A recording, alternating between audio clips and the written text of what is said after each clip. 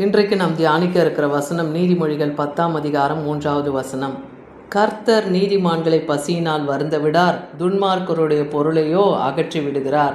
இன்னைக்கு கர்த்தர் நம்மோடு இடைப்படுகிற வார்த்தை, நீதிமான்களை நான் பசியினால் வருந்த விட மாட்டேன்னு சொல்கிறார். அது ஆவிக்குரிய வார்த்தையாகிய ஆகாரத்தையும் குறிக்கும், உலகத்துக்குரிய நன்மையான ஆகாரத்தையும் அது குறிக்குது.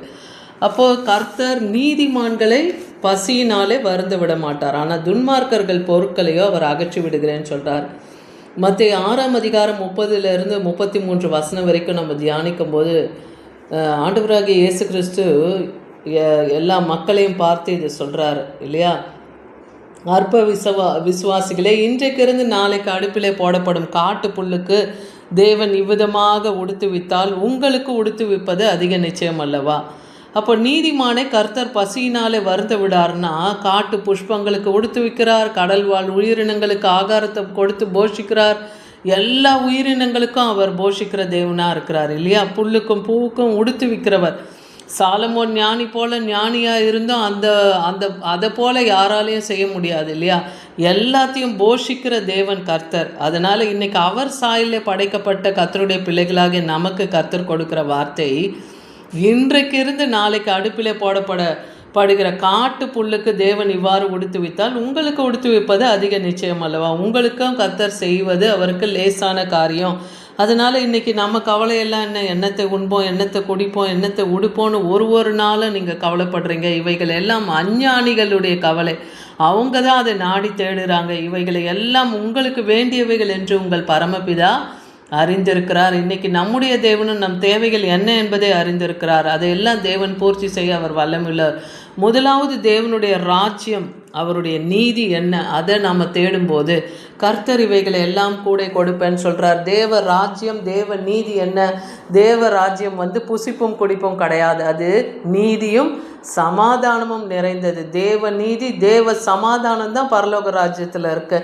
அப்போ அது எதை கற்றுக் கொடுக்குது? நாம் இந்த உலகத்தில் எப்படி வாழணும், நீதியாய் உண்மையாய் மன உத்தமமாய் தேவனுக்கு பிரியமாய் நாம் நடக்குவோம், ஆத்தும ஆதாயத்தை பண்ணுகிறவர்களாகவும் கர்த்தருடைய வார்த்தையை நாம் மற்றவர்களுக்கு சொல்லி தேவனுடைய ராஜ்யத்துகளை அவர்களையும் கொண்டு வந்து சேர்க்கணும். தேவன் எதையெல்லாம் உண்மைன்னு சொல்லியிருக்காரு, எதையெல்லாம் நீதின்னு நமக்கு கற்றுக் கொடுத்துருக்கிறாரோ அதன்படி நாம் நடக்கும்போது கர்த்தர் பரலோக ராஜ்யத்தையே நமக்கு வைத்திருக்கும் போது இந்த உலக பிரகாரமான காரியங்களை நமக்கு அவர் கொடுப்பது அதிக நிச்சயம் அல்லவான்னு சொல்லி இன்றைக்கி நம்மோடு கூட இடைப்படுகிறார். அதனால் நீங்கள் கர்த்தரை நம்பி நன்மை செய்து தேசத்தில் குடியிருந்து சத்தியத்தை மேய்ந்து கொள்ளுங்கள்னு சங்கீதம் 37:3 பார்க்குறோம். கர்த்தரை நம்புங்க, நன்மை செய்யுங்க, நன்மை செய்வதில் சோர்ந்து போகாமல் எல்லாருக்கும் நன்மை செய்கிறவர்களாக இருங்க.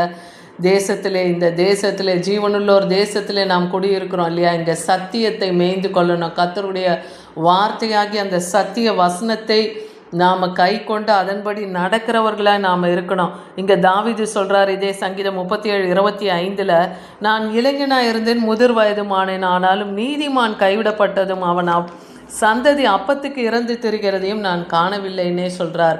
அப்போ நீதிமான்களுக்கு கர்த்தர் ஒரு குறைவில்லாமல் காக்கிறார் என்பதை இந்த வார்த்தையின் மூலமாய் நாம் அறிந்து கொள்ளலாம். அவருடைய சந்ததிகள் அப்பத்துக்கு என்னாலும் இறந்து தெரியாதபடிக்கு கர்த்தர் நீதிமான்களை போஷிக்கிறார்னு பார்க்குறோம். சங்கீதம் 34:9-10 பார்க்குறோம், கர்த்தருடைய பரிசுத்தவான்களே அவருக்கு பயந்திருங்கள், அவருக்கு பயந்தவர்களுக்கு குறைவில்லை. அப்போது யார் கர்த்தர் போஷிக்கிறாரு, யாரை பசியினால் வருந்த விடாமல் இருக்கார்? கர்த்தருடைய பரிசுத்தவான்களே, அவருடைய ஊழியக்காரர்களே, அவரை நம்பி விசுவாசிக்கிற சபையாரை, கர்த்தர் நீதிமான்களையும் அவருக்கு பயந்து நடக்கிறவர்களுக்கும் கர்த்தர் என்ன பண்ணுவாராம்? அவங்கள பாதுகாக்கிறார். அவங்களுக்கு ஒரு குறைவில்லாமல் பாதுகாக்கிற தேவனாக இருக்கிறார். அப்போ அவர்களை பசியினால் வருந்த விட மாட்டார். ஏன்னா சிங்கக்குட்டிகள் கூட தாழ்ச்சி அடைந்து பட்டினியாக கிடக்கும். ஆனால் கர்த்தரை தேடுகிறவர்களுக்கோ ஒரு நன்மையும் குறைவுபடாது என்றே வேதவசனம் சொல்லுது. இன்னைக்கு கர்த்தரை ஒரு நாளும் நாம் தேடுகிறவர்களாக இருக்கும்போது தேவனுடைய நன்மை ஒன்றும் நமக்கு குறையாது. ஆனால் துன்மார்க்கர்களுடைய காரியம் எப்படி இருக்குமா? செப்பனியா 1:18 பார்க்குறோம், கர்த்தருடைய உக்கிரத்தின் நாளிலே அவர்கள் வெள்ளியும் அவர்கள் பொன்னும் அவர்களை தப்புவிக்க மாட்டாது. இன்னைக்கு துன்மார்க்கர்கள் அநேக பொருட்களை வாங்கி தேடி சேர்த்து கொண்டு நிலத்தையும் பொண்ணையும் பொருளையும் வாங்கி சேர்த்து கொண்டிருக்காங்க. ஆனால் ஒரு காலம் வரப்போகுது இல்லையா? கர்த்தர் வரப்போகிறார். மகா உக்கிரமான நாள், அது பயங்கரமான நாள், அது அந்தகாரமும் மப்பும் அந்தாரமுமான நாள். அந்த நாளில் அவங்களுடைய பொண்ணோ வெள்ளியோ அவங்கள தப்புவிக்காது. தேவனுடைய எரிச்சல் அக்னியை போல தேசம் எங்கும் அதை அழித்து போடும்னு வேதவசனம் சொல்லுது.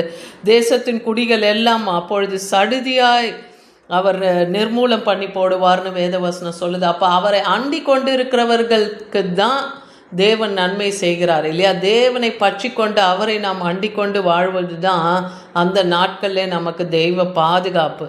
கர்த்தரை மாத்திரமே நம்ம நம்பி ஓடும்போது நம்மை பசியில் வாட விடமாட்டார். நீதிமானுக்கு ஒரு குறைவும் இல்லாது காப்பார். அவர்கள் ஆபத்து காலத்தில் வெட்கப்பட்டு போகாதிருந்து பஞ்ச காலத்தில் திருப்தி அடைவார்கள் என்று சங்கீதம் 37:19 பார்க்குறோம். அப்போ தேவன் கர்த்தருடைய உத்தமர்களையும் கர்த்தருடைய நீதிமான்களையும் அவருடைய பரிசுத்தவான்களையும் அவரை தேடுகிறவர்களுக்கும் பஞ்ச காலத்திலே கூட கர்த்தர் திருப்தியாய் போஷிப்பேன்னு சொல்கிறார். ஏன்னா உத்தமர்களுடைய நாட்களை கர்த்தர் அறிந்திருக்கிறார். அவர்கள் சுதந்திரம் என்றென்றைக்கும் இருக்கும். நமக்குன்னு தேவன் எதை கொடுத்துருக்கிறாரோ அதை தேவன் என்னாலும் கைவிடாமல் காக்கிற தேவனாக இருக்கிறார். அவரால் கூடாத காரியம் ஒன்றுமே இல்லை. அவர் பஞ்ச காலத்திலும் அவருடைய பிள்ளைகளை திருப்தியாய் போஷிக்க அவர் வல்லமை உள்ளவராக இருக்கிறார். சங்கீதம் 33:19 பார்க்குறோம். பஞ்சத்தில் அவர்களை உயிரோடு காக்கவும் கர்த்தருடைய கண் அவர்கள் மேலே நோக்கமாக இருக்கு. அப்போ கர்த்தருக்கு பயந்து நடக்கிறவர்கள் மேலே, அவர் கிருபைக்கு காத்திருக்கிறவர்கள் மேலே கர்த்தருடைய கண் நோக்கமாக இருக்கு.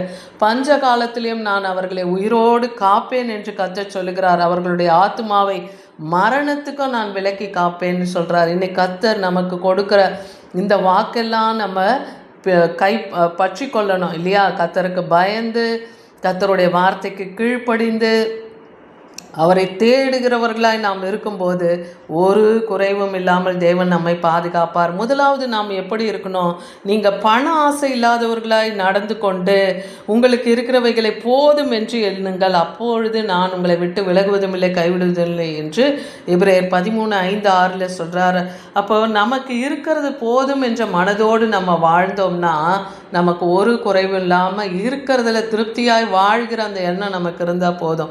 நம்முடைய தேவைகள் எல்லாம் பூர்ணமாக சந்திக்கப்படுதா? அதுக்கு மிஞ்சி நாம் எதையும் அங்கலாய்த்து பணத்தை தேடவோ சேர்க்கவோ வேண்டியதில்லை. தேவன் நமக்கு கொடுக்கிறது போதும் என்ற மனதோடு நாம் இருக்கும்போது கர்த்தர் நம்மை விட்டு விலகவும் மாட்டாராம், நம்மை கைவிடவும் மாட்டார். அதனாலே நாம் தைரியம் கொண்டு, அப்போ அவர் நம்மை விட்டு விலக மாட்டார், கைவிட மாட்டார் என்கிற சொல்லுகிற அந்த தைரியம் நமக்கு இருக்குன்னா கர்த்தர் தான் நமக்கு சகாயர்.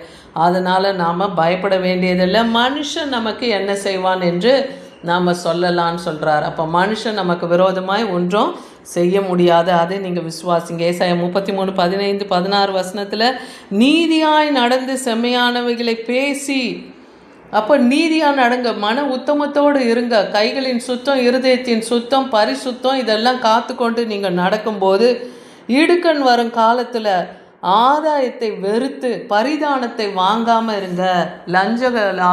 லஞ்சங்களெல்லாம் நம்ம வாங்கக்கூடாது. வாங்காதபடிக்கு உங்கள் கைகளை உதறி ரத்தம் சிந்துதலுக்கு ஏதுவான யோசனைகளை எல்லாம் கேட்காதபடிக்கு, அதாவது இப்போ கூலிப்படைகளை வைத்து அநேகரை கொலை செய்ய பணம் கூலி பேசுகிறாங்க இல்லையா? அந்த மாதிரி ரத்தம் சிந்துதலுக்கெல்லாம் போய் யோசனைகள் எல்லாம் கேட்காதபடிக்கு உங்கள் செவிகளை அடைத்து பொல்லாப்பை காணாதபடிக்கு உங்கள் கண்களை மூடுகிறவன் எவனோ அத்தகைய அக்கிரம கிரியைகளை விட்டு விலகி நீங்கள் வந்தீங்கன்னா அப்போ கர்த்தர் உங்களை உயர்ந்த இடங்களில் வாசம் பண்ண வைப்பாராம். கண்மலைகள் தான் உங்களுக்கு அரணாக இருக்கும். கர்த்தரே அந்த கண்மலையும் கோட்டையும் அரணுமாக இருக்கார் இல்லையா? அவரை நாம் நம்பும்போது அவர் நமக்கு உயர்ந்த அடைக்கலமாக இருப்பார். அப்பொழுது அவனவனுக்குரிய அப்பத்தையும் தண்ணீரையும் அவனவனுக்கு நிச்சயமாய் கிடைக்கும் என்கிற வாக்கு கொடுக்கிறார். இன்னைக்கு கர்த்தர் நம்மோடு இடைப்பட்டு இருக்கிற வார்த்தையின்படியே நீதிமான்களை அவர் பசியினாலே வருந்த விட மாட்டார் இல்லையா? ஆனால் துன்மார்க்கர்கள் பொருளை எல்லாம் நான் அகற்றி விடுவேன்னு சொல்கிறார். இன்னைக்கு நீதிமான்களாய் உண்மையும் உத்தமமாய் பரிசுத்தத்தை காத்து கொண்டு கர்த்தருக்கு பயந்து அவர் கிருபைக்கு காத்திருக்கிற உங்களுக்கு, தேவனை தேடுகிற உங்களுக்கு ஒரு நன்மையும் குறைவுபடாது. அதனால் கர்த்தர் உங்களுக்கு உங்களுடைய தண்ணீரை உங்களுக்கும் உங்களுடைய ஆகாரத்தை உங்களுக்கு கொடுத்து என்னாலும் போஷிப்பார். பஞ்ச காலத்திலும் நம்மை திருப்தியாய் போஷிப்பார் என்பதை நாம் விசுவாசிப்போம். ஆமேன்.